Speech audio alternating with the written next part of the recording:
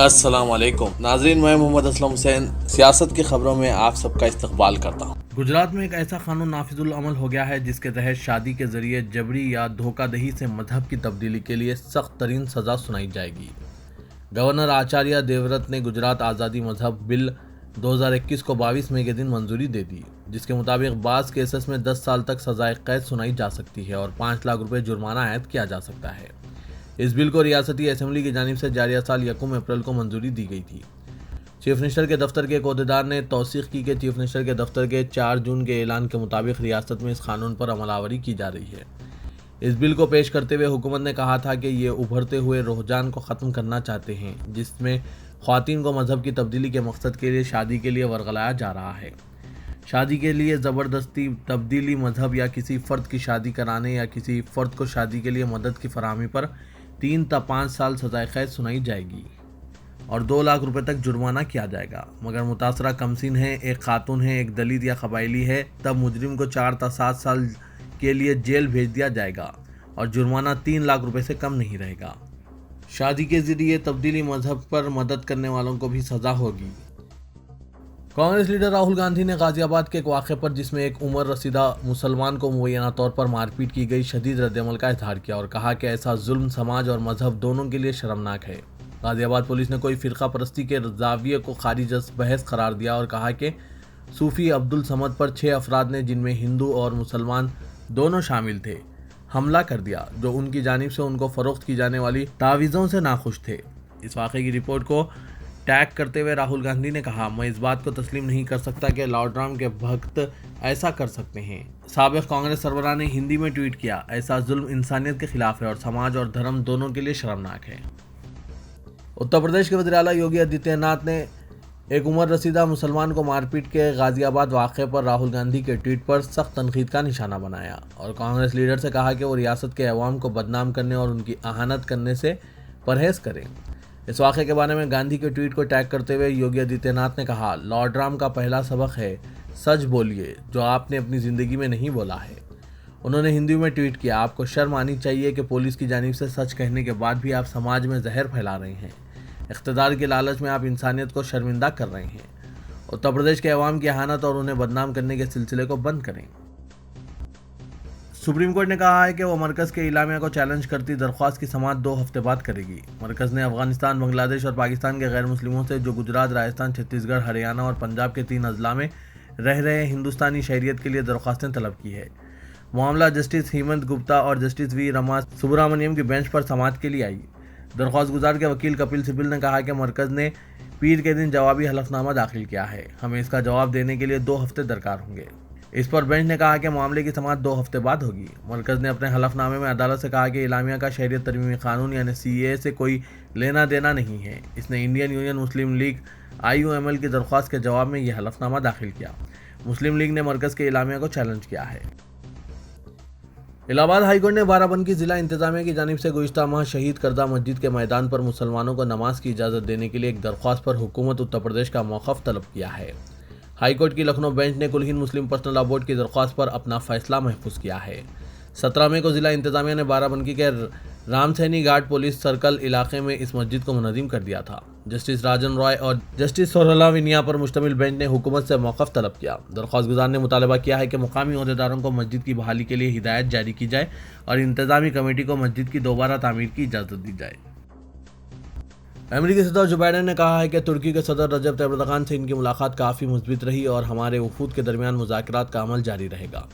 ترکی media کی ایک report کے مطابق امریکی صدر جو بائیڈن نے کہا ہے کہ صدر رجب طیب اردوغان کے ساتھ ملاقات کافی مثبت اور تعمیری رہی ہے۔ صدر اردوغان اور جو بائیڈن نیٹو سربراہی اجلاس کے دائرہ کار میں بیلجیم کے شہر بروسلز میں یکجا ہوئے ہیں۔ اس ملاقات کے بعد پریس کانفرنس کے دوران مذاکرات سے متعلق اپنے جائزے پیش کرتے ہوئے امریکی صدر نے بتایا کہ زیادہ تر بالمشافہ ہونے والی بات چیت کافی مثبت اور خوش آئند رہی ہے۔ صدر اردوغان سے گفتگو میں متعدد معاملات کو کس طرح آگے لے جانے پر غور کرنے کی توصیہ کرنے والے جو بائیڈن نے بتایا کہ ہمارے وفود کے درمیان مذاکرات کا عمل جاری رہے گا اور مجھے امید ہے کہ دونوں ممالک کے درمیان اس حوالے سے پیش رفت حاصل ہوگی۔ اس سال حج کے لیے اب تک 4,50,000 سعودی شہریوں اور مقیم غیر ملکیوں کی جانب سے حج کی درخواستیں جمع کرائی گئی ہے۔ وزارت حج و عمرے نے کہا ہے کہ یہ تعداد لنک جاری کیے جانے کے ابتدائی 24 گھنٹے کی ہے۔ وزارت نے کہا ہے کہ درخواستیں جمع کرانے والوں میں 60% مرد جبکہ 40% خواتین ہیں۔ حج کی درخواستیں جمع کرانے کا ابتدائی مرحلہ غیر حتمی ہے، جس میں خواہش مند افراد اپنے آپ کو اندراج کرائیں گے۔ تلنگانہ حکومت کے سرکاری خزانے پر کورونا کے منفی اثرات سے نمٹنے کے لیے تلنگانہ حکومت کئی متبادل راستے اختیار کر رہی ہے تاکہ حکومت کی آمدنی میں اضافہ ہو۔ فاضل سرکاری اراضیات کو فروخت کرنے کا فیصلہ کیا گیا۔ اس کے علاوہ اراضیات کی رجسٹریشن قدر میں اضافے کے ذریعے حکومت 12,500 کروڑ کی آمدنی کا نشانہ رکھتی ہے۔ جی ایس ٹی اور ایکسائز کے بعد اراضیات کے رجسٹریشن سے حکومت کو سب سے زیادہ آمدنی حاصل ہوتی ہے۔ سرکاری ذرائع کے مطابق اراضیات کی نظر ثانی شدہ مارکیٹ ویلیو پر 1 اگست سے عمل کیا جائے گا۔ عہدیداروں نے اس سلسلے میں اپنی تجاویز چیف منسٹر کو پیش کر دی ہے۔ اگر چیف منسٹر انہیں منظوری دے دیں تو عمل آوری 1 اگست سے شروع کر دی جائے گی۔ بی جے پی میں شامل ہونے کے بعد ایٹلا راجندر اپنے حامیوں کے ساتھ حیدرآباد پہنچ گئے ہیں۔ صبح میں ان کے خصوصی طیارے میں ٹیکنیکی خرابی پیدا ہو گئی تھی، تاہم پائلٹ کی چوکسی کے باعث خطرہ ٹل گیا۔ وزرائے کے سابق وزیر ایٹلا راجندر کل دہلی میں بی جے پی میں شامل ہوئے تھے۔ آج وہ اپنے حامیوں کے ساتھ دہلی سے خصوصی طیارے کے ذریعے حیدرآباد واپس ہو گئے۔ پرانے شہر حیدرآباد کے چنن گٹا پولیس کو آج اس وقت زبردست دھکا لگا جب نامپلی میٹروپولیٹن کرمنل کورٹ نے پرانے شہر کے معروف سماجی کارکن سید سلیم کی پولیس تحویل کے لیے داخل کی گئی درخواست کو مسترد کر دیا۔ سید سلیم کو ہفتے کی رات ان کے مکان سے چنن گٹا پولیس کی ایک ٹیم نے خاتون کے خلاف فیس بک پر قابل اعتراض بیان جاری کرنے کے معاملے میں گرفتار کیا تھا اور بعد ازاں انہیں 14 دن کے لیے جیل بھیج دیا گیا۔ سماجی کارکن کی جانب سے چیف میٹروپولیٹن مجسٹریٹ کے اجلاس پر درخواست ضمانت داخل کی گئی تھی، جس کی مخالفت کرتے ہوئے پولیس چنن گٹے نے اس کیس کی مزید تحقیقات کے لیے 3 دن کی پولیس تحویل کے لیے درخواست داخل کی تھی۔ سید سلیم کے لیے پیروی کرنے والے شہر کے سینئر وکیل محمد مظفر اللہ خان نے پولیس تحویل کی درخواست کی مخالفت کرتے ہوئے سپریم کورٹ کے ایک فیصلے کا حوالہ دیا، جس میں بتایا کہ سوشل میڈیا پر کسی بھی قسم کی غلط بیانی کرنا تعزیرات ہند کے سخت دفعات کے دائرے میں نہیں آتے ہیں۔ محض کسی کے خلاف سوشل میڈیا پر بیان جاری کرنا جرم نہیں ہوتا۔ اس بحث کے بعد میٹروپولیٹن مجسٹریٹ نے چنن گٹا پولیس کی جانب سے داخل کی گئی پولیس تحویل کی درخواست کو مسترد کر دیا اور درخواست ضمانت پر فیصلہ 4 شنبے تک محفوظ کر دیا۔ تلنگانہ حکومت نے خانگی اور سرکاری اسکولز کی تعطیلات میں مزید 5 دن کی توسیع کی ہے، جس کے مطابق ریاست میں 20 جون تک اسکولز کو تعطیلات رہیں گی۔ شیڈول کے مطابق اسکولز کی کشادگی اور نئے تعلیمی سال کا آغاز 1 جون سے ہونے والا تھا، تاہم ریاست میں کورونا وائرس کی دوسری لہر کی شدت اور لاک ڈاؤن کے پیش نظر ابتدا میں 15 جون تک اسکولز کو تعطیلات دی گئی تھی۔ لاک ڈاؤن کے نفاذ کی وجہ سے اسکولز کی تعطیلات میں مزید 5 دن کی توسیع کی گئی ہے۔ مجلس اتحاد المسلمین کے قائدین کی تصاویر کے ساتھ سوشل میڈیا بالخصوص فیس بک کے مختلف پیجز اور گروپس میں چھیڑ چھاڑ کرنا بعض نوجوانوں کو مہنگا پڑ گیا، کیونکہ سائبر کرائم پولیس نے ان کے خلاف تعزیرات ہند کی دفعات 469 504 کے تحت مقدمہ درج کر لیا ہے۔ محمد عرفان خان کی شکایت پر پولیس نے حیدرآباد، میاں بھائی، wake up Hyderabad, bed sheet Rauf Khan اور دیگر ناموں سے فیس بک پر جو افراد پیجز چلا رہے تھے، ان کے خلاف مقدمہ درج کر لیا ہے۔ مختلف گروپس پر تصویروں کے ساتھ چھیڑ چھاڑ کرتے ہوئے اپلوڈ کیا جا رہا ہے اور ویڈیوز بنا کر حد تک عزت کی کوشش کی جا رہی ہے۔ شکایت ملنے کے بعد پولیس نے اس کا سخت نوٹ لیا اور حسین علم پولیس نے ایک شخص کو گرفتار بھی کیا ہے۔ رکن پارلیمنٹ حیدرآباد و صدر کل ہند مجلس اتحاد المسلمین اسد الدین اویسی نے کہا ہے کہ نریندر مودی کی زیر قیادت مرکزی حکومت نے بھارت کے 20 عظیم سپاہیوں اور 1 لیفٹیننٹ کرنل کی عظیم قربانیوں کو رائیگاں جانے دیا ہے۔ ان کی شہادت 1 برس گزر جانے کے باوجود کوئی کارروائی نہیں کی گئی۔ اسد الدین اویسی نے دارالسلام میں صحافیوں کی جانب سے چین کے حملے کے ایک سوال کی تکمیل کے سلسلے میں پوچھے گئے سوالات کے جواب میں یہ بات بتائی۔ اویسی نے کہا کہ بھارت نے 20 سپاہیوں اور 1 لیفٹیننٹ کرنل کی جان گنوائی، کیونکہ چین کی PLA کی فوج نے ہمارے بہادر فوجیوں کو شہید کر دیا۔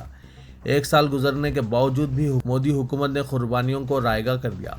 ان کی قربانی کا کوئی مطلب نہیں ہے، کیونکہ آج بھی گلوان وادی اور دیگر 3 مقامات پر چین کی PLA کی فوج قبضہ کر کے بیٹھی ہوئی ہے۔ ہماری بھارت کی فوج ان علاقوں میں نہیں جا سکتی ہے۔ ساؤتھ زون پولیس نے رات کے اوقات میں غیر ضروری طور پر سڑکوں پر وقت گزاری کرنے اور چبوتروں پر بیٹھنے والوں کو انتباہ دیتے ہوئے کہا کہ مشن چبوترا مہم، جس کا گزشتہ ہفتے آغاز ہوا تھا، وہ جاری رہے گا۔ اس دوران پولیس نے 60 افراد کو حراست میں لے کر ان کی کاؤنسلنگ کی۔ شہر میں لاک ڈاؤن کے رہنما خطوط کی خلاف ورزی کرنے والے افراد کے خلاف کل رات فلکنوا پولیس نے ٹیگل کنٹا اور اس کے اطراف کے علاقوں میں آپریشن چبوترا مہم چلائی۔ پولیس نے اس آپریشن کے دوران 60 نوجوانوں کو حراست میں لے لیا جو لاک ڈاؤن کے قواعد کی خلاف ورزی کر رہے تھے۔ لاک ڈاؤن کے دوران رات دیر گئے شہر کے مختلف مقامات پر پیش آ رہے جرائم کی وارداتوں میں اضافے کے پیش نظر یہ آپریشن شہر کے مختلف پولیس اسٹیشنوں کے حدود میں رات دیر گئے چلاتے ہوئے لاک ڈاؤن کے قواعد کی خلاف ورزی کرنے والوں کو حراست میں لے کر ان کی کاؤنسلنگ کی جا رہی ہے۔ اس موقع پر DCP ساؤتھ زون گجاراؤ بھوپال نے ایک فنکشن ہال میں ان حراست میں لیے گئے نوجوانوں کی کاؤنسلنگ کی۔ انہوں نے ان نوجوانوں پر زور دیا کہ وہ رات میں سڑکوں پر آوارہ گردی کرنے اور غیر ضروری طور پر گھومنے کے بجائے اپنے کیریئر سازی پر توجہ مرکوز کریں۔